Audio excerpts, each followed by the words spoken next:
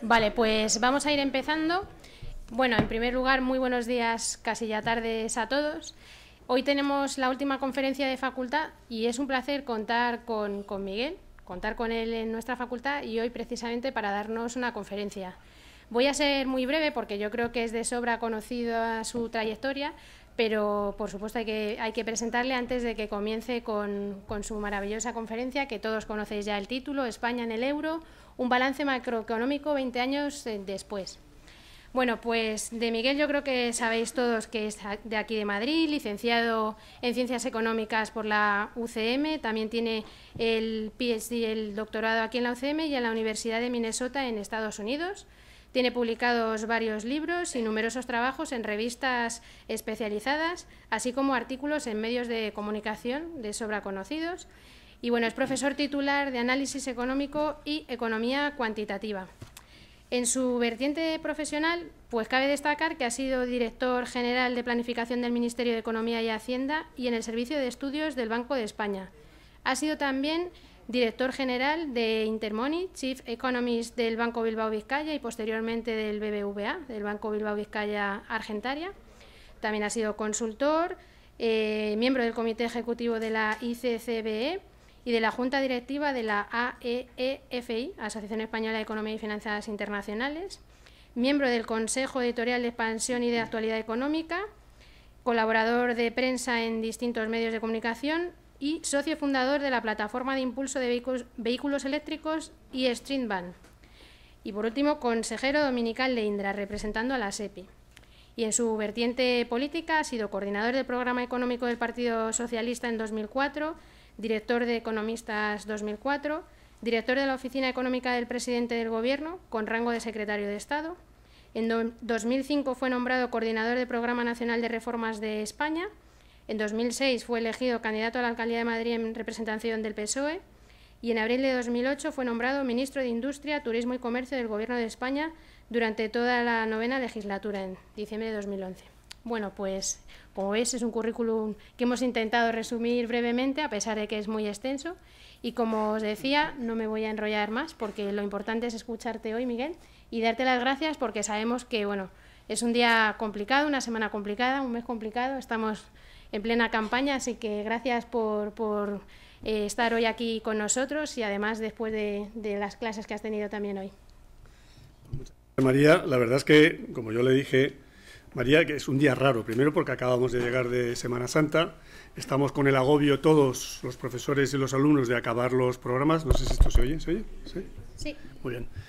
Y luego, claro, como estamos en vísperas de elecciones, pues queda un poco raro hablar esto del euro y tal en todos los debates a los que estamos asistiendo, ¿no? Pero bueno, creo que es un debate que tenemos pendiente en España. Sabéis que el 1 de enero del 2019, el pasado 1 de enero, se cumplieron 20 años de la creación del euro, ¿no?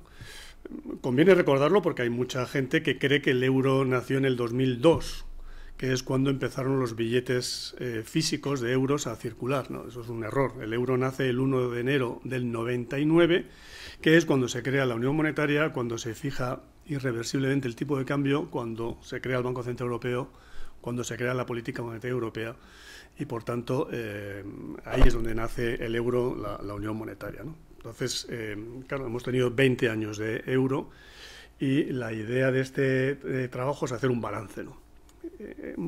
Lo que es muy periodístico es cómo estamos ahora y cómo estábamos hace 20 años. A mí no me gusta ese tipo de comparaciones porque estás comparando un año contra otro año y puede ser que ese año que estés comparando hoy sea un año bueno y lo comparas contra uno que fue especialmente malo o viceversa, entonces te distorsionan los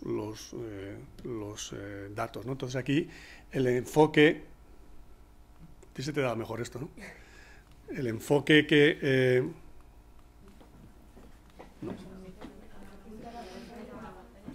No, es que me han dicho que no apunte a la pantalla. A ver, ahora.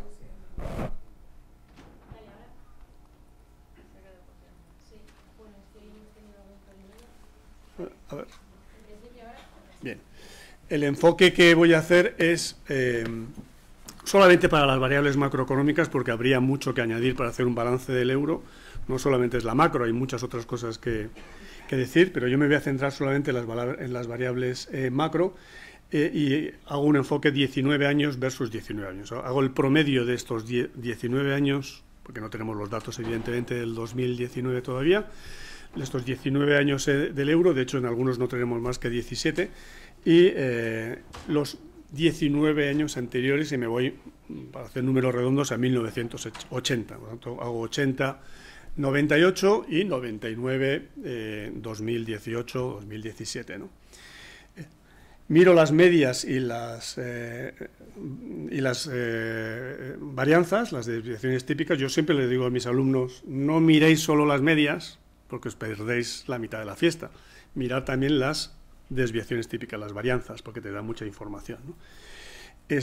Comparo España con Eurozona, ahora me voy a referir exactamente, porque esto de la Eurozona ha ido cambiando, y comparo los países. También comparo España o la zona euro con países no euro, y para ello utilizo las ponderaciones de Daniel Ejido, que fue un alumno mío que hizo un trabajo de fin de grado donde hacía estas medias ponderadas. Entonces utilizo sus mismos indicadores sintéticos y siempre conviene reconocer, en este caso, a un alumno y su trabajo de fin de grado, que lo tenéis disponible, ¿no? Esto de la eurozona, ¿qué es? Bueno, la eurozona ha ido cambiando. En el 99 éramos 11 países fundadores, en el 2001 entró Grecia, y luego ya hasta el 2007 no entró nadie, que entraron Eslovenia, Malta, Chipre, Eslovaquia y los bálticos, ¿no?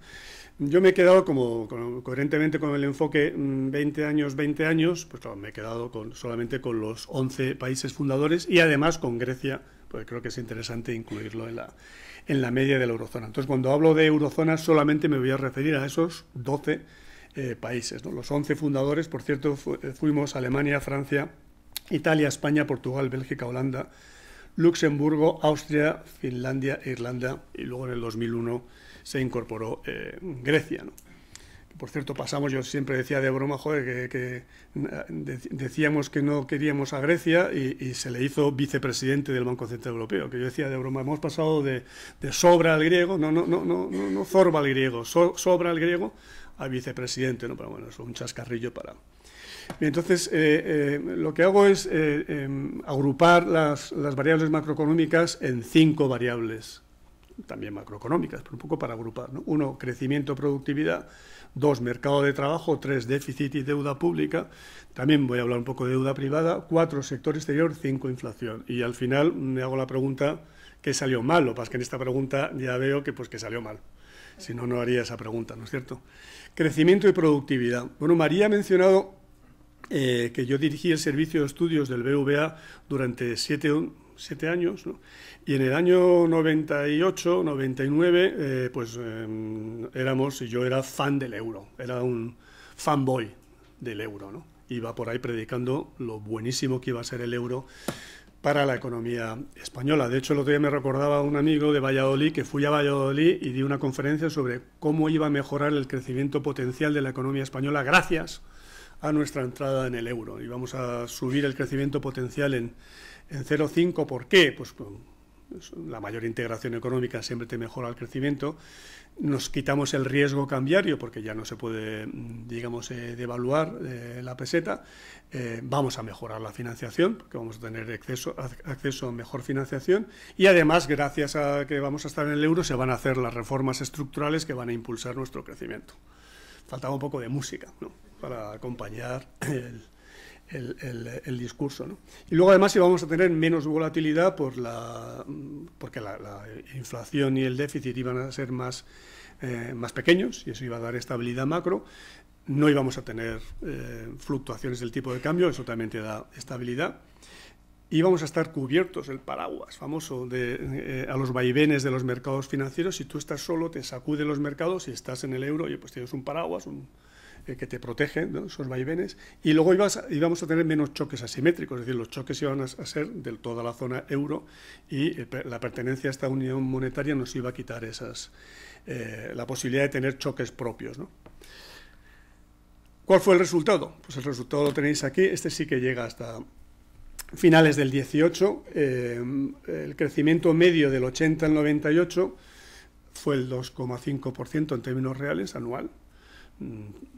Fíjate que ahí tenéis años buenos y años malos. La crisis del 93, ustedes o vosotros los jóvenes no tenéis ni idea de lo que fue eso, pero fue bastante gordo. También hubo años buenos, ¿no? Y luego también años malos y años buenos en el segundo periodo, ¿no? De hecho, las medias no son diferentes, pero sí lo son, porque tenemos un crecimiento que podemos llamar tendencial, es decir, ajustando por ciclo, hablando de años buenos y años malos, del 2,5 antes del euro y del 2% después del euro, lo cual es una sorpresa, porque nosotros dijimos, los fanboys, decíamos que íbamos a mejorar el crecimiento, no solamente lo hemos mejorado, sino lo hemos empeorado. Alguien dirá, bueno, medio punto al año, hombre, tampoco, hombre, te pongas así por medio punto. No, pero es que medio punto al año, un año y otro, y así hasta los 20 que hemos pasado, ya es un 10% del PIB. Estamos hablando de más de 100.000 millones de euros, ¿no?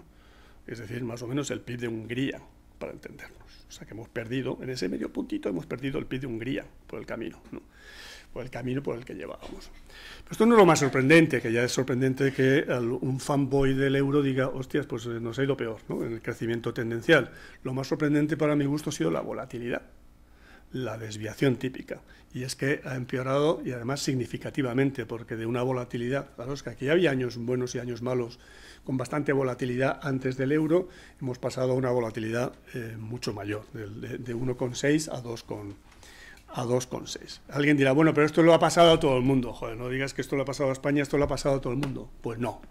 Le ha pasado a la zona euro, evidentemente, que también ha reducido el crecimiento medio, si quieres el crecimiento tendencial, pero a estos países europeos que no entraron en el euro, y ahí hemos cogido el indicador sintético de Dani Ejido, que es Reino Unido, Dinamarca, Suecia, Polonia y Hungría, solamente esos 5 países, porque todos los demás ya son muy pequeñitos, que no entraron en el euro, pero que son de la Unión Europea. Estos no solamente no han perdido crecimiento medio, sino que lo han aumentado y además han reducido la volatilidad. O sea que no es verdad que esto haya sido común a todos los países europeos, ha sido específico de los países del euro. Dicen, bueno, pues a España no le ha ido mal, pero no tan mal como al conjunto de la eurozona. Y ahora vemos continuamente, no sé si ustedes lo verán, como es el país que le ha ido mejor desde que estamos en el euro. En parte es verdad, porque lo comparamos con el resto de los países de la eurozona y nos ha ido mejor. Nos ha ido mejor en PIB. Pero si hacemos lo que los economistas nos gusta hacer, que es PIB per cápita, nos ha ido peor. ¿Por qué? Porque en este periodo de 20 años hemos tenido un aumento descomunal de la población comparado con el resto de los países europeos. ¿Por qué? Por el fenómeno migratorio. Y por tanto, cuando haces en términos per cápita, que como sabéis perfectamente, después de vuestros ya varios años aquí en la universidad, es dividir el PIB por la población, resulta que no nos ha ido tan bien, o nos ha ido especialmente mal. Y de tener un crecimiento per cápita de 2,5 más o menos en el periodo anterior al euro, ahora lo tenemos del 1 en términos per cápita desde que estamos en el euro. O sea, que ha habido una pérdida en términos per cápita incluso superior al que ha habido en el resto de la eurozona. ¿Qué ha pasado con los países que decidieron no entrar en el euro? Pues que no han tenido pérdida de renta per cápita. Y si vamos a las volatilidades, pues los países del euro hemos empeorado la volatilidad, porque para mí que aumente la volatilidad, la desviación típica es empeorar. Me imagino que ahí podemos debatir, pero para mí, desde luego, soy muy convencional en eso. A mí no me gusta la volatilidad y, por tanto, hemos empeorado porque ha aumentado la volatilidad. En cambio, los países que decidieron no incorporarse han mejorado la volatilidad, la han reducido. O sea que no han empeorado la renta per cápita, el crecimiento de la renta per cápita me refiero, y la volatilidad la han reducido. Detrás de esto, sin duda, está la evolución de la productividad total de los factores, que es el gran misterio de la economía española, y es por qué desde que estamos en el euro la productividad total de los factores ha crecido prácticamente un 0,0%, mientras que en otros países ya, incluso maduros, como Estados Unidos o Alemania, la productividad total de los factores, que sabemos que es el motor del crecimiento a largo plazo, porque todo lo demás es, digamos, coyuntural, y esto es lo único que te explica ese crecimiento tendencial. En España pues hay un problema, sobre todo desde que estamos en el euro, aunque hay un problema quizás desde hace algo más de tiempo, ¿no? Y esto es lo que se llama el modelo productivo al que luego me referiré. Con esto de la PTF hay mucho lío con los datos, ¿no? Aquí yo he cogido el mejor, es el de la OCDE, porque si cojo el de Conference Board, es para echarse a llorar. Entonces lo voy a pasar. No lo miren, por favor, que lo pasamos ya. Ya lo hemos pasado. Entonces, cogiendo los datos buenos, como son el de la PTF, pues ven que el crecimiento medio de la PTF desde que estamos en el euro ha sido el 0,0%. Es verdad que tampoco era muy alto antes, estaba en el 1%, hemos tenido una pérdida, pero hemos tenido una pérdida que ahí sí que es verdad que lo hemos tenido todos los países. Es decir, todos los países, tanto del euro como no euro, tienen un problema, también Estados Unidos, aunque no tan acusado de pérdida de crecimiento de la productividad total de los factores. Alguien dirá, bueno, ¿qué ha pasado con los componentes del PIB? Me voy a referir solamente al consumo y la inversión. Pues paradójicamente, esto sí que habría que contárselo también a los alemanes, no es verdad que hayamos aprovechado, como otros países, por cierto, la entrada en el euro para que crezca nuestro consumo. Es decir, al entrar en el euro hemos tenido un acceso al crédito, no es verdad que nos lo hayamos pulido, porque el ratio de consumo sobre PIB, de hecho, ha bajado, cosa que no ha ocurrido en otros países del euro. Esto yo no sé si es bueno o es malo, pero no lo voy a poner como un factor ni positivo ni negativo, pero sí como un factor interesante, que no es verdad que este boom y esta facilidad de crédito se haya traducido a consumo, a fiesta. Se ha traducido a más inversión. El crecimiento de la inversión ha sido bastante espectacular, porque España, el ratio de inversión sobre PIB, en promedio ha ganado 3 puntos desde que estamos en el euro. Yo sí que recuerdo cuando era economista jefe o director de servicio de estudios del BBV, entonces estamos hablando del año 98-99, que Montoro era, me voy a meter un poco con Montoro, no hay conferencia en la que no me meta con Montoro, o sea que eso no se preocupen.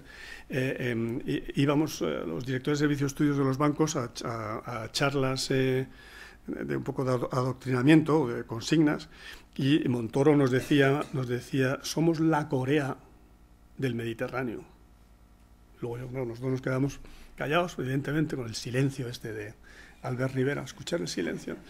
Y luego volvíamos al servicio de estudios y se montaba un cachondeo. ¿Sabéis lo que ha dicho Montoro? Que somos la Corea del Mediterráneo. Todo el mundo, jajaja, la que nos vamos a pegar, madre mía, la que nos vamos a pegar. Con taguas y tal, la gente, Balmaseda, la gente del servicio de estudios, que además eran muy, digamos, muy jocosos, ¿no? Claro, es verdad que teníamos un ratio de inversión espectacular, pero no era inversión productiva, porque era todo casitas, ladrillo. Y lamentablemente, no sé a quién se le ocurrió, la inversión en ladrillo se contabiliza como inversión, que se debería contabilizar aparte, para mi gusto, ¿no es cierto?, para evitar el que alguien se confunda con los datos y que crea que una ratio de inversión muy alto es la Corea del Mediterráneo. No, era el ladrillón del Mediterráneo y del mundo mundial, ¿no?, que es lo que pasó, ¿no? En cualquier caso, sí que es verdad que en el resto de los países no ha habido grandes cambios en el ratio de inversión, incluso ha caído, y en España aumentó con la entrada en el euro, ¿no? Entonces alguien dirá, bueno, ¿por qué no ha habido un aumento de la productividad total de los factores con este ratio de inversión tan alto? Bueno, pues evidentemente ahí tienen países con un ratio de inversión muy alta, como son España, Irlanda y Eslovenia, y con un crecimiento de la productividad muy baja, incluso negativa. ¿Por qué? Porque esa inversión, que es verdad que la inversión ha ido a sectores no productivos. Es otra forma de ver el problema de la PTF del modelo productivo, ha ido al ladrillo, ¿no? Mercado de trabajo. ¿Qué decíamos los fanboys del euro que iba a pasar con el mercado de trabajo? Bueno, pues sí, el mercado de trabajo iba a tener más flexibilidad, por tanto se iba a reducir el paro estructural, como iba a haber menos shocks asimétricos, pues iba a ser más estable.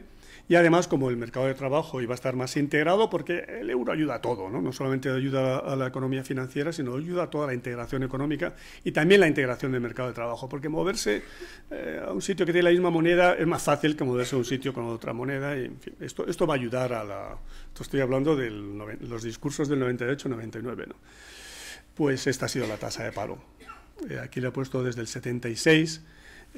La tasa de paro, es verdad que del 80 al 98, ahí he sido bueno, he metido 80-98, porque si meto desde el 76 la media esa me baja y no hay ninguna ganancia, pero para hacer algo positivo, pues la media 80-98, más o menos 19% de paro, y desde que estamos en el euro 16%. Sí, ha habido una reducción, pero no es una reducción, digamos, para tirar cohetes, porque seguimos con una tasa de paro estructural o natural muy alta, ¿no? Y además, lo más llamativo de nuevo es que la volatilidad ha aumentado. ¿Eso por qué? Porque ha habido más choques, porque han sido más asimétricos, porque han sido más duraderos, porque se han propagado de forma diferente. Tenemos un problema, evidentemente, con la tasa de paro estructural y, sobre todo, con su variabilidad, que es enorme, ¿no? He decidido no hacer ninguna alusión política, a pesar de que estamos en vísperas electorales, pero sí que voy a mencionar, porque ya después de lo de ayer, y esto no me lo calla nadie, que el máximo tasa de paro se consigue con Rajoy y la mínima tasa de paro con Zapatero. A partir de aquí, sabemos que Zapatero fue un desastre y Rajoy una maravilla, pero el máximo de la tasa de paro fue con Rajoy, y que no tiene la culpa Rajoy de esa tasa de paro, evidentemente, y la mínima tasa de paro se consiguió con Zapatero, que tampoco tiene ningún mérito de Zapatero, pero como nos gusta arrojarnos los datos, pues aquí acaba la propaganda electoral, ¿no? En cualquier caso, con la tasa de paro ha habido mejora, pero no para tirar cohetes, ni en la volatilidad ni en la media, ¿no? Y en el resto de los países, pues en el resto de la eurozona, la tasa de paro se ha mantenido y ha habido una reducción de la tasa de paro media en los países que no entraron en el euro, y además han reducido la volatilidad. O sea que, de nuevo, los países que no entraron en el euro les ha ido relativamente mejor. Cuando hablo de países que no entraron en el euro, me refiero evidentemente a los países europeos, de la Unión Europea, que decidieron no entrar, añadiendo además Polonia y Hungría, que pesan muy poquito, por cierto. Y ha hecho que Hungría pues es como más o menos como el 10% de España, o sea que pesa muy poquito, ¿no? Salarios reales. Bueno, pues los salarios reales en España no han crecido desde que estamos en el euro. Antes crecieron casi a un punto al año, el salario real, ¿no? Alguien puede decir, pues es sorprendente que con esta congelación salarial no haya habido más ganancias en la reducción de la tasa de paro, ¿no?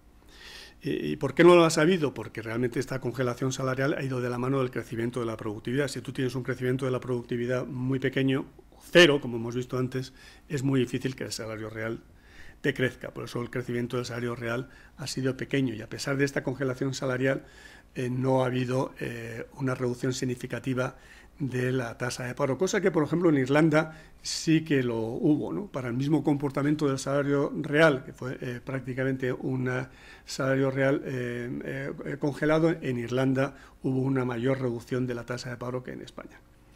Déficit y deuda. Alguien puede decir, bueno, vale, hasta ahora no va bien la cosa, pero esto tiene que ir bien, no fastidiemos, ¿no?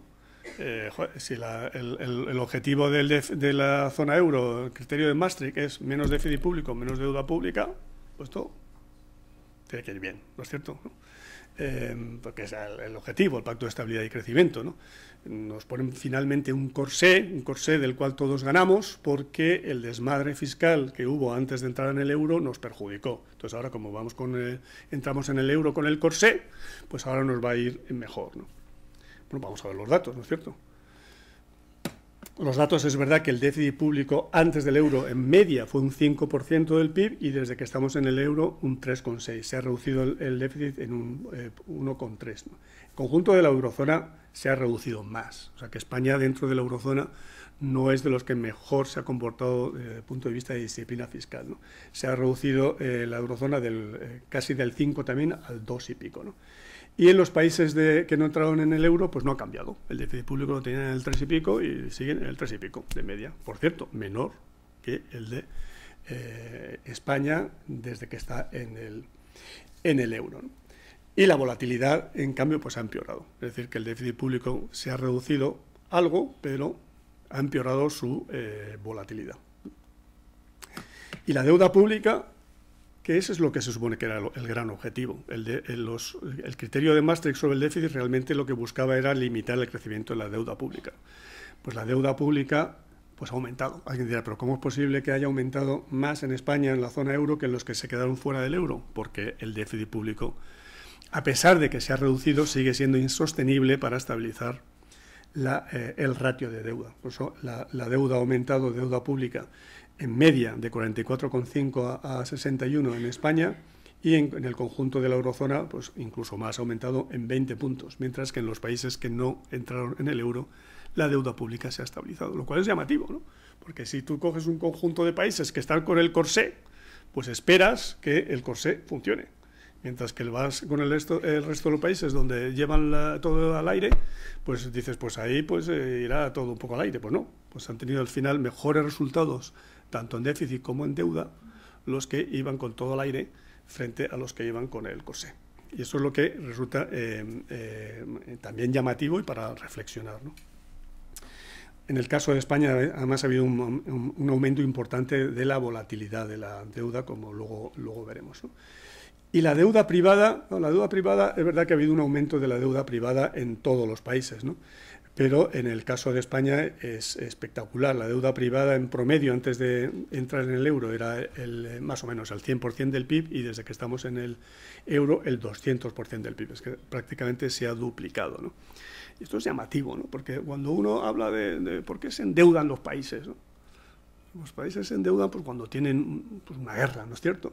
O cuando tienen un desastre natural, una catástrofe, ¿no? Pues se endeuda, ¿no? Para pagar la guerra o para salir de la catástrofe natural, ¿no? Nosotros nos hemos endeudado en plena bonanza, en pleno boom, con la economía creciendo como loca, es cuando nos hemos endeudado. Esto también es llamativo. Yo creo que también esto tiene que haber una reflexión de por qué ha sido, ¿no? Luego yo intentaré dar mi historia de por qué creo que ha sido, ¿no? Y además con un aumento brutal de la volatilidad. Estamos hablando de una volatilidad de 4 o una volatilidad de 37 en el caso de España en la deuda privada. Sector exterior, ¿qué decíamos que iba a pasar? Bueno, con el euro va a mejorar la apertura al exterior, el déficit por cuenta corriente es irrelevante, luego me voy a referir a este punto porque es clave, y la deuda externa va a ser más financiable porque hay menos riesgo cambiario y además va a haber menos coste de financiación al pertenecer a la Unión Monetaria. Bueno, es verdad que se ha cumplido. Tanto España como el conjunto de la eurozona ha aumentado su grado de apertura al exterior, medido por la suma de exportaciones e importaciones sobre PIB. Ha habido un gran avance en España porque hemos pasado del 40 al 57% del PIB, ¿no? Y además ha mejorado la volatilidad, se ha reducido, ¿no? Pero, sin embargo, esto no es sustancialmente diferente a los países que se quedaron fuera del euro, donde también ha aumentado la apertura al exterior. Por lo tanto, no sabemos si este éxito en la apertura del exterior se debe estrictamente al euro o se debe al proceso de globalización que ha sido común a todos los países, algo que habría que investigar, digamos. Esto es una llamada, esta presentación es una llamada a hacer TFGs por un tubo, Aquí salen 30 TFGs, fácil, balanza por cuenta corriente. Claro, la balanza por cuenta corriente es donde tenemos el problema, ¿no? Nuestro déficit por cuenta corriente antes de entrar en el euro en promedio era el 1% del PIB y desde que estamos en el euro en promedio ha sido el 4% del PIB. Cogiendo años buenos y años malos, ajustado de ciclo, por decirlo así, ¿no? En la eurozona ha mejorado la balanza por cuenta corriente, esto me parece muy interesante. En España ha empeorado y en los países que no entraron en el euro pues no ha variado, ¿no? Y luego en España también ha aumentado de nuevo muchísimo la volatilidad de la balanza por cuenta corriente, ¿no? Si hacemos es en el único caso en el que hago un desglose país a país, para ver un poco ganadores y perdedores en el saldo exterior, vemos que ha habido, comparo el saldo exterior promedio antes del euro y después del euro, vemos que ha habido países que han ganado desde que están en el euro, han mejorado su saldo exterior, ¿no? Sea positivo o negativo. Por ejemplo, Alemania pues, ha pasado de un saldo de 0,5 positivo a un saldo de 4% del PIB positivo, saldo exterior, ¿no? Austria, de tener un déficit exterior, un superávit, 3 puntos de aumento. Finlandia, fuerte aumento. Holanda, fuerte aumento. Luego hay países que más o menos les ha afectado poco, que es básicamente Bélgica, un poco Italia y Francia, y luego países que hemos salido claramente perdedores, que somos España, Grecia y Portugal, fundamentalmente, es decir, los PIGS. Porque aquí Italia también ha salido perdedor, pero no tanto, porque hemos tenido, a pesar de estar en el euro y que el conjunto de la zona euro ha tenido ganancias en el saldo exterior, nosotros hemos tenido empeoramiento del saldo exterior. Luego voy a también dar una explicación a por qué de eso, ¿no? Inflación, bueno, inflación, esta sí que tiene que ser la estrella, porque al crear un Banco Central Europeo, siguiendo las instrucciones de Alesina, que te decía que con un Banco Central independiente, creíble, la inflación, las expectativas de inflación se iban a anclar al objetivo de inflación del Banco Central Europeo y que, por tanto, la inflación iba a dejar de ser un problema.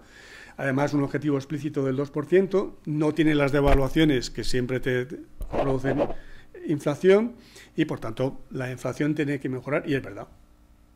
Por fin, encontramos algo donde mejoramos la media y, además, mucho, y la volatilidad. La media de inflación antes de entrar en el euro era el 7,5% y desde que estamos en el euro el 2,2%. Por fin, aquí está, la gran mejora, ¿no es cierto? La desviación típica 4,2, fuerte, es casi peor la varianza de la inflación que la inflación en sí misma, como factor de incertidumbre negativa para la inversión, etcétera, también se ha reducido de 4% a 1,5%. Por tanto, aquí está la gran ganancia. Ahora, la cuestión es mérito del euro.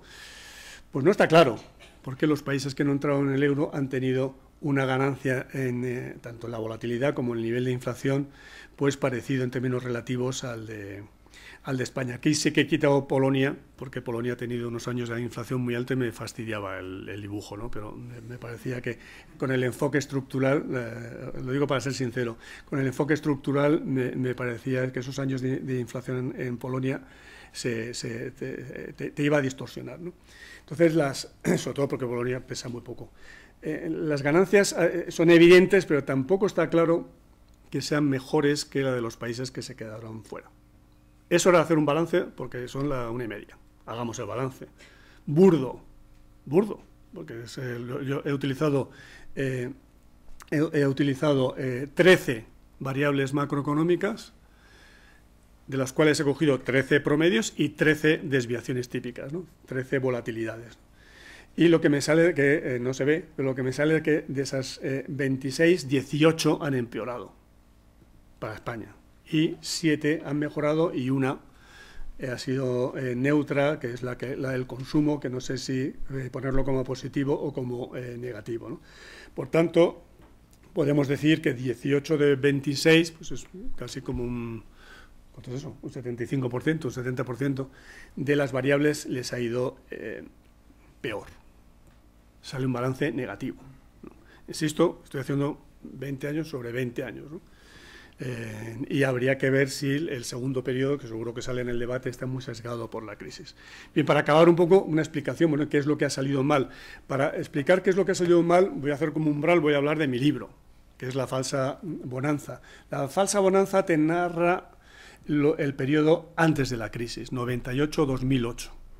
2008 es cuando cae Lehman Brothers y ahí claramente termina la falsa bonanza.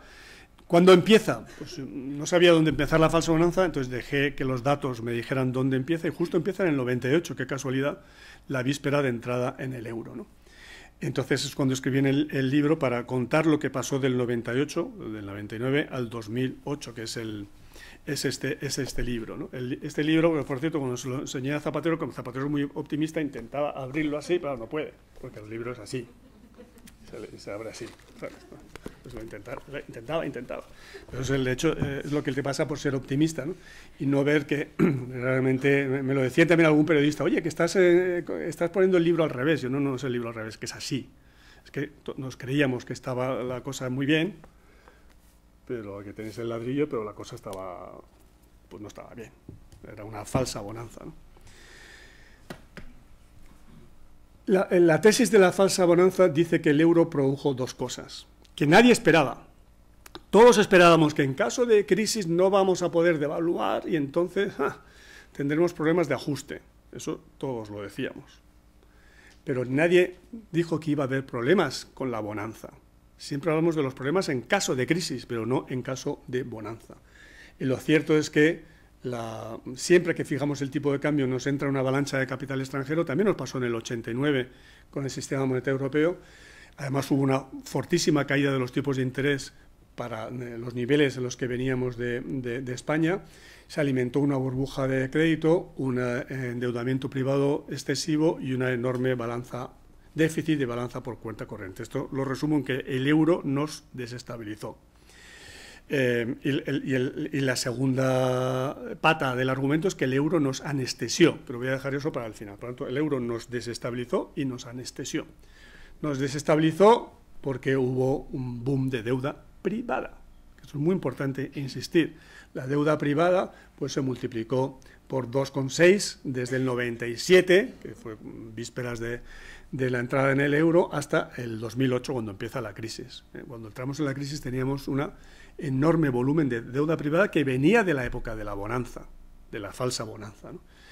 Fijaros que la deuda privada se multiplicó casi por 3, la de las empresas no financieras lo hizo por 2 y la de los bancos lo hizo casi por 10, que pasaron de una deuda del 10% del PIB, 12% del PIB, a una deuda de los bancos del más del 100% del PIB, solo de los bancos y caja. La de las familias también aumentó, generalmente estaba en el 40% del PIB y pasó casi al 100% del PIB.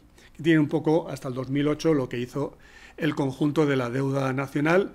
La parte roja de abajo es la deuda pública. Ven que la deuda pública no solamente no aumentó, sino incluso se redujo desde que estamos en el euro. La parte azul, que es la deuda de las empresas no financieras, aumentó significativamente. También tengo una explicación en el libro de por qué aumentó.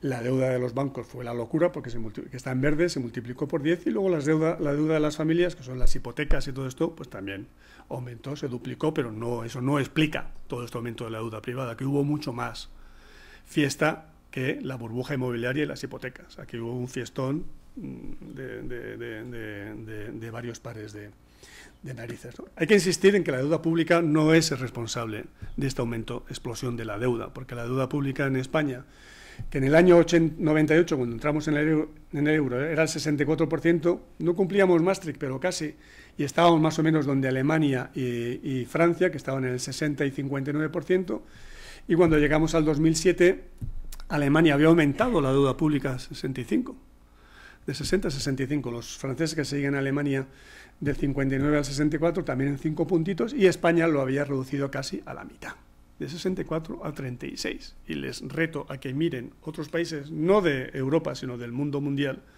que hayan reducido la deuda pública más que España en este periodo. Y les va a ser difícil encontrar. Por lo tanto, asignar el problema de la crisis y del endeudamiento a la deuda pública es que es simplemente falso, porque no hubo un problema de la deuda pública. El problema lo tuvimos con la deuda privada. Y el otro problema que tuvimos fue con la deuda externa. Es que buena parte de esta deuda era deuda externa. No nos endeudamos entre los españoles, como hacen, por ejemplo, en Japón. En Japón tienen mucha deuda pública, pero la compran los propios japoneses, y nosotros tienen muy poca deuda externa, ¿no? Nosotros tenemos una enorme deuda externa que también acumulamos durante la bonanza, ¿no? Siempre hemos tenido un problema de deuda externa, pero esta se dispara, lo ven ahí, a partir del año 99-2000, ¿no? Fijaros que el Fondo Monetario te da un toque cuando tienes un ratio de deuda externa del 30%. España llegó en el año 2012, 2013, 2014, al 100% del PIB. ¿Y de dónde viene? Ahora ha bajado, ahora estamos en el 80 y tantos %, pero seguimos teniendo un problema de deuda externa. ¿Y de dónde viene esta deuda externa? Pues de esto. La deuda externa, que es un stock, es la acumulación de un flujo. ¿Y cuál es el flujo? El déficit por cuenta corriente. Año a año, ese déficit por cuenta corriente es aumento de la deuda externa, ¿no? Este es el flujo y lo otro es el stock, ¿no? ¿Y de dónde viene este flujo? ¿Por qué llegamos hasta el 10% del PIB de déficit exterior? Zapatero siempre se ha quejado de este gráfico, siempre, a posteriori, ¿no? Zapatero una vez muerto, digamos, ¿no? O sea, una vez fuera del gobierno, yo he hablado bastante con él, él dice, me avisasteis de la burbuja inmobiliaria, me avisasteis de la deuda privada, me avisasteis de la baja productividad, me avisasteis del modelo dual del mercado de trabajo y de la ineficiencia, me dijisteis que tenía que tener superávit público, y lo tuve. Me dijisteis que tenía que reducir la deuda pública y la reduje. Pero ¿por qué nadie me avisó de esto? Claro, ¿por qué nadie avisó del déficit por cuenta corriente? Porque el déficit por cuenta corriente se suponía que iba a ser irrelevante. Y yo recuerdo, y vuelvo otra vez a la época en que era Chief Economist del Servicio de Estudios y fanboy del euro, tener reuniones, y no voy a decir con quién, pero gente, por ejemplo, del Banco de España, que decía, ahora cuando estemos en el euro, el déficit por cuenta corriente va a ser irrelevante. Y a mí me sonaba un poco a mágico. Digo, es que suena un poco mágico. Y me decían, a ver, Miguel, ¿cuál es el déficit por cuenta corriente de Murcia? Y digo, ni idea. Claro, no lo sabes ni tú, ni nadie, ni a nadie le importa. ¿Por qué? porque estamos en una unión monetaria, la peseta. Por tanto, ¿qué más da que Murcia tenga déficit exterior o superávit exterior? ¿Qué más da? Lo importante será el déficit exterior de España, pero no el de Murcia. ¿Qué más da? Siempre se pone Murcia, pobres, o Iowa, que son nuestros vecinos del sur de Minnesota, ¿no? Siempre se pone Iowa cuando quieres hablar de Iowa. ¿Qué le importa cuál es el déficit exterior de Iowa?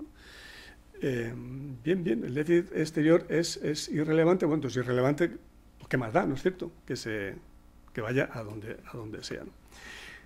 Lecciones. La deuda privada no siempre es óptima.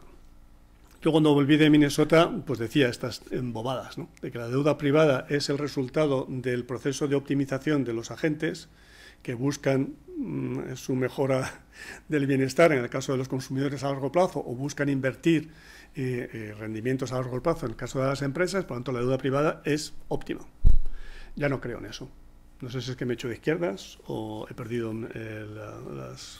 ya la memoria de Minnesota, pero ya no creo en eso. Y recientemente estuve en una reunión para ver posibles impactos que ya se han disipado de la política monetaria en Estados Unidos sobre países de América Latina, y gente de las agencias de rating, Fondo Monetario, etcétera, etcétera, y gente del sector privado y tal. Y había un relator que decía, que era una agencia de rating que iba país por país, y decía, tal país tiene mucha deuda privada, pero no tiene deuda pública, por tanto, no es un problema. Entonces yo levanté la mano y dije, excuse me, esto de que tiene mucha deuda privada, pero como tiene poca deuda pública no es un problema, también lo decíamos nosotros. Nosotros no teníamos deuda pública, de hecho era de los países en el 2007 con menor ratio de deuda pública, del 30% del PIB, 32%, y tuvimos graves problemas, porque teníamos muchísima deuda privada. Por lo tanto, el primer mensaje creo que hay que entender es que la deuda privada, que es buena, hay un momento, un límite en el que se convierte en un exceso, por lo tanto, en mala. Y el segundo, que el déficit por cuenta corriente, yo creo que esto lo hemos aprendido para siempre, no es irrelevante. No es irrelevante. Esto no es Murcia con respecto a la peseta. No somos Murcia con respecto a la peseta, ¿no? Fijaros que en la Biblia, One Market, One Money, que es el documento Biblia de la creación del euro, se dice literalmente, con la moneda única, está literalmente, eso está escrito en la Comisión Europea, el documento Biblia, era la Biblia de... Simón se acordará de este documento porque es que lo teníamos en la mesilla de noche, ¿no? Como tiene Albert Rivera la tesis de Pedro, ¿no? Con la moneda única, las restricciones de balanza de pagos desaparecen. Las restricciones de balanza de pago desaparecen. Impresionante. Y no habrá problemas financieros derivados de la existencia de déficit por cuenta corriente frente a otros Estados miembros de la Unión Monetaria. Esta frase que te dice, para entendernos que el déficit por cuenta corriente es irrelevante, es lo que nos ha matado. Porque es lo que ha hecho que acumulemos una deuda externa, que cuando se ha cerrado el grifo a esa deuda externa, que es lo que decía Guillermo Calvo, el sudden stop, o la muerte súbita, él lo dijo para América Latina, ¿no? Están tan endeudados con el exterior que a la primera crisis financiera que haya, pero porque ha pasado algo en Rusia, no es porque haya pasado algo en ese país, ha pasado algo en Rusia, se cierra el mercado financiero y se colapsa la economía, no en trimestres, no, en semanas, el sudden stop. Eso nos pasó a nosotros, pero nos pasó por tener una deuda externa cercana al 100% del PIB. Se cerró el grifo y la economía, evidentemente, colapsó, como decía Guillermo Calvo, que pasaba en los países emergentes. Otros desequilibrios, cuando hablo que el euro nos desestabilizó, pues el exceso de crédito. Tampoco hace falta ser un económetra fino para ver que aquí tenemos un problema a partir del año 98. Fijaros que me he ido hasta el año 62. Del año 62 al 98, pues el crédito crecía a un ritmo razonable, más o menos el ritmo de crecimiento de la economía. ¿Se modernizó España del 62 al año 98? Pues me pongo a mis alumnos de ejemplo que en el año 60 el 4% de los hogares tenían frigorífico. El 4% de los hogares tenían frigorífico. 4. El 96 no tenía frigorífico. Vale. Por tanto, fíjate si se modernizó la economía española del 60 al 98, sin necesidad de crédito. Entonces, que el crédito te moderniza o no. En ese caso hay claramente un brutal desequilibrio, una exageración en el crecimiento del crédito. E insisto que no hace falta ser un económetra para poner el problema a partir del año 98 con la entrada en el euro. No hace falta ningún modelo ARIMA, porque te lo explica el modelo Aramo. ¿Qué es el modelo Aramo? Aznar, Rato, Montoro. El modelo Aramo te explica perfectamente el crecimiento del crédito. Pero no solamente creció el crédito, sino creció el gap de actividad que llamamos los que trabajábamos en los bancos de depósitos y créditos. Antes, el crédito y el depósito iban de la mano. Tú tenías depósitos, dabas crédito. Tienes depósitos, dabas crédito. Eso se rompe también en el modelo Aramo a partir del año 98. Y ahora tienes créditos sin necesidad de tener depósitos. ¿Cómo? Endeudándote. Entonces los bancos españoles se endeudaban en el exterior para dar crédito en el interior. Que es ya la locura, que es la parte que te explica el crecimiento de la deuda de los bancos. Endeudarse fuera para dar crédito dentro, por si no había suficiente crédito dentro con los tipos de interés. ¿De dónde viene esta expansión monetaria? Pues claramente viene en parte de la política monetaria. La política monetaria, sabíamos que la política monetaria del Banco Central Europeo iba a ser demasiado expansiva para España porque estaría, si aplicas la regla de Taylor, entre la alemana y la española. Y eso fue al principio, pero al principio, muy al principio, en 1999-2000. A partir de ahí la política monetaria del Banco Central Europeo es un desmadre. Incluso está por debajo de la regla de Taylor alemana. O sea, no está entre medias, sino está incluso por debajo. Es demasiado expansiva, no para España, sino incluso para Alemania. Con toda esta política monetaria absolutamente expansiva es la que está también detrás de esta creación tan brutal del el crédito en nuestro país, ¿no? Esto crea la burbuja de inmobiliaria, burbuja de precios, y que se intentó contrarrestar con una mayor oferta, mayor construcción de vivienda, que es un error que también hemos aprendido. Si tienes una burbuja de precios de vivienda, casi es mejor no hacer nada, porque lo peor que puedes hacer es intentar construir y construir y construir para frenarla, porque al final vas a tener peor el remedio que la enfermedad, porque vas a tener una burbuja de precios que se te va a acabar pinchando si es una burbuja, y un boom inmobiliario que se te va a venir abajo en caso de que se pinche la burbuja. Año 2003, el número de viviendas construidas en España fue mayor que el número de viviendas que se construyeron en Alemania, Francia, Italia y Reino Unido juntos. Más de 600.000. ¿Alguien dijo que esto era una barbaridad? No. Creo que fuimos nosotros en Servicio de Estudios los únicos que alertamos un poco de esto, ¿no? Lo cual es paradójico, porque un banco que vive de esto, alerta de esto, ¿sabes? Y el resto diciendo que esto es, bueno, mirar las hemerotecas, motivo de orgullo, yo soy español, español, español, y estamos construyendo más casas que en toda Europa, toma, pero toda Europa junta, toma ya, ¿sabes? El euro nos anestesió y con esto termino. ¿Qué quiere decir el euro nos anestesió? Claro, nosotros entramos en el euro y esto es como un mal alumno que le dice al mal profesor, ¿yo qué tengo que saber para aprobar el examen? Y le dice el mal profesor, el 12, el tema 12, el 14 y el 22. Y dice el tío Chachi, 12, 14, 22, se lo empolla, lo clava, tío. Nota, matrícula, sobresaliente, ¿no? ¿Pero qué ha pasado con el resto de la asignatura? Ni flauras, nada, ni idea. Claro, esto en el caso de economistas a lo mejor da igual, pero imagínate en caso de médico, ¿sabes? Pues te has estudiado el oído, no sé cuánto, y el resto, pues no tiene ni idea. Pues más grave, ¿no? Bueno, en el caso de economía también es un problema. Entonces, eso es lo que nos pasó. ¿Qué tenemos que hacer para aprobar la entrada en el euro, que es lo que queremos? Muy fácil. El 12, el 14 y el 22. Déficit, deuda e inflación. Y el resto da igual. Da igual. Claro, entramos en el euro y como la economía empezó a ir bien, la burbuja, crédito, todo crecía, todo iba bien, pues el resto de la agenda se ignoró. Al escribir el libro dije, ¿y cuál era el resto de la agenda? Entonces empecé a mirar las reformas que decíamos en el año 98, antes del euro, que había que hacer en España. Y lo que es espeluznante es que yo he visto la lista y la misma de la que se habla ahora. Yo le he presentado esta lista a gente de Podemos, a Nacho Álvarez, y me dice, estoy totalmente de acuerdo en la lista, otra cosa es en las medidas, ¿no? Pero el diagnóstico lo comparto. Guindos, que me presentó el libro, dijo, es que estoy completamente de acuerdo en esta lista. O sea, estamos todos de acuerdo en la lista. O sea, que la lista no es objeto de debate, ¿no? ¿Tenemos un problema con el desempleo estructural y la dualidad del mercado de trabajo? Pues yo creo que no es discutible. ¿Tenemos un problema con el envejecimiento demográfico? No es discutible.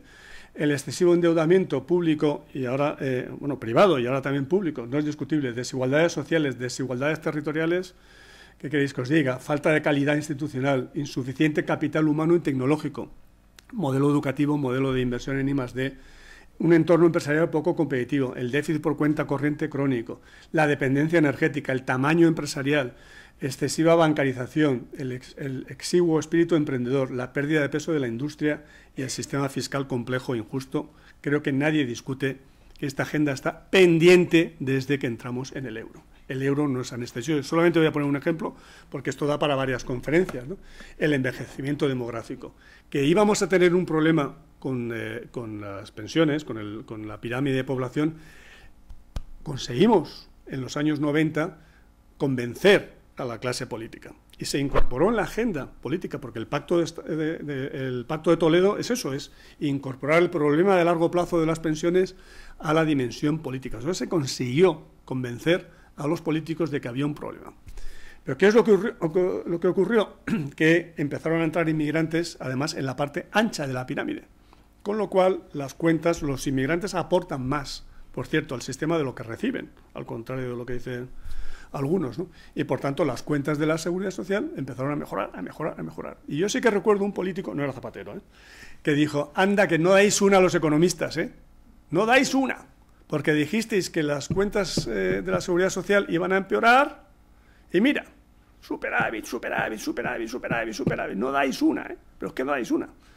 Entonces, claro, decían, no, ojo, que están entrando inmigrantes en la parte ancha de la pirámide, con lo cual están arreglando el problema a corto plazo, pero empeorándolo a futuro, porque la pirámide va a ser más ancha todavía por esa parte, y cuando llegue la parte ancha hacia arriba, que llegará, porque eso es evidente que llegará, es cuando entrará en crisis el sistema de pensiones. Por tanto, la inmigración y la burbuja están mejorando las cuentas a corto plazo, pero empeorándolas a largo plazo. Pero lo pongo como un ejemplo de algo que ya incluso se había incorporado en la agenda política y que se abandonó. Se abandonó porque tenemos un problema de economía política. Aquí estamos todo el día hablando en la Facultad de Política Económica, no hablamos nada de economía política.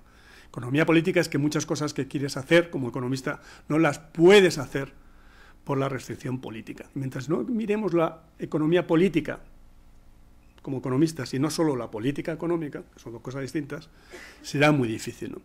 La conclusión es que es muy difícil hacer las reformas en los periodos de bonanza. Muy difícil. ¿Qué es cuando hay que hacerlas? Dices tú, en España el coste de despido era muy alto. Pues probablemente es verdad.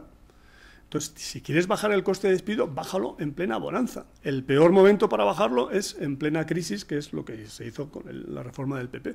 Tú bajas el coste de despido en plena crisis y, claro, ¡buah!, pues la tasa de paro se te va al 27%, ¿no? Entonces, cuando hubo que haber hecho la reforma del coste de despido, probablemente fue en plena bonanza, porque no hubiera tenido esos costes, ¿no? Y te pongo ese ejemplo, que como te puedo poner miles de ejemplos más, de que la reforma hay que hacerlo en los periodos de bonanza, pero no se hace. ¿Por qué? Porque en periodo de bonanza los políticos no quieren hacer nada, porque, como decía un amigo vicepresidente económico, lo mejor es no hacer nada. Yo le llamaba el falso liberalismo. Lo mejor no hacer nada porque haces algo y la lías, seguro. No, pero hay que hacer reforma. No. Si la economía va bien, mejor no hacer nada, que a ver si la vamos a liar, que la liamos seguro, mejor no hacer nada, ¿no? Entonces, en el periodo de bonanza no quieres hacer las reformas y en el periodo de crisis son tremendamente costosas, ¿no? Entonces, por eso las reformas pues, se van dejando. Conclusión. Intento hacer una conclusión positiva, ¿no? Y luego voy a decir una frase para disipar dudas, ¿no? El balance de los 20 años del euro no ha sido muy positivo ni para España ni para muchos países miembros. Sin embargo, si miramos para los próximos 20 años, yo creo que el horizonte va a ser mejor.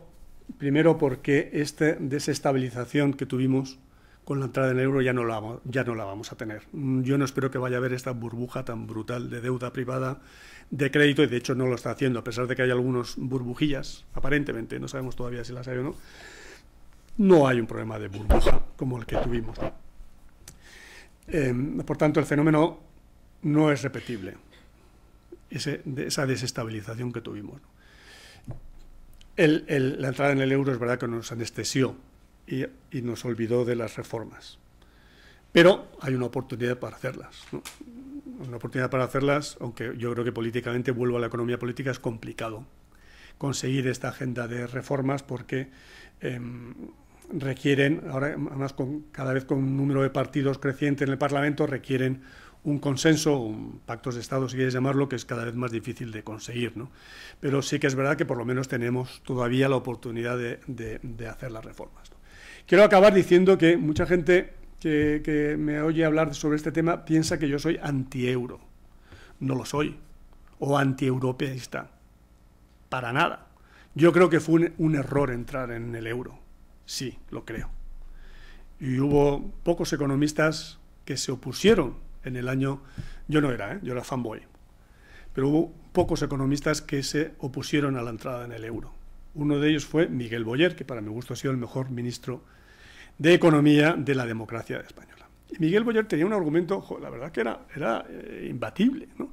Oye, vamos a ver, si los suecos, los daneses, bueno, Dinamarca es el modelo, ¿no es cierto? Todo el mundo, yo quiero decir Dinamarca, no, si los suecos, si los daneses y los ingleses, que son muy listos, no entran, no deberíamos coger la maleta, ir a Estocolmo, a Copenhague y a Londres y preguntarle, ¿vosotros por qué no entráis? Y con lo que nos digan, venimos aquí y lo hablamos. ¿Cuál fue la reacción? Pero pobre hombre, pero ¿cómo está? Pero es que está gaga, es la China, pero es tal cual, te ha perdido la cabeza, pero qué pena. O sea, debate cero. Entramos en el euro sin ningún debate. No recuerdo ninguna fuerza política que cuestionara si España debía o no entrar en el euro. Entramos en el euro a la española. Venga ya, venga, vamos, todos juntos, ¿no? Sin pensárnoslo. Si vamos a tener herramientas para evitar, contrarrestar todas estas burbujas que podrían venir, ¿no? Ahora, no nos podemos salir. Salirse del euro sería un error muchísimo mayor que el que cometimos al entrar. Por tanto, ahora nos tenemos que quedar. Nos tenemos que quedar y tenemos que intentar hacer la reforma. ¿Y por qué soy europeísta? Y con esto termino. Porque creo que es muy difícil que se hagan las reformas de España. Entonces, si creo difícil que se hagan las reformas y creo que se tienen que hacer las reformas, ¿quién las puede hacer? Europa. Entonces, creo que al final será posible que Europa nos obligue a hacer esas reformas, en cuyo caso será fantástico nuestra pertenencia a la Unión Europea y nuestra pertenencia en el euro, sí, conseguimos, pero no que nos obliguen a ajustar el déficit público en el momento malo del ciclo. No es eso lo que nos tienen que obligar, eso fue un grave error. Lo que nos tienen que obligar es hacer las reformas estructurales que tenemos pendientes desde el año 98, si no antes.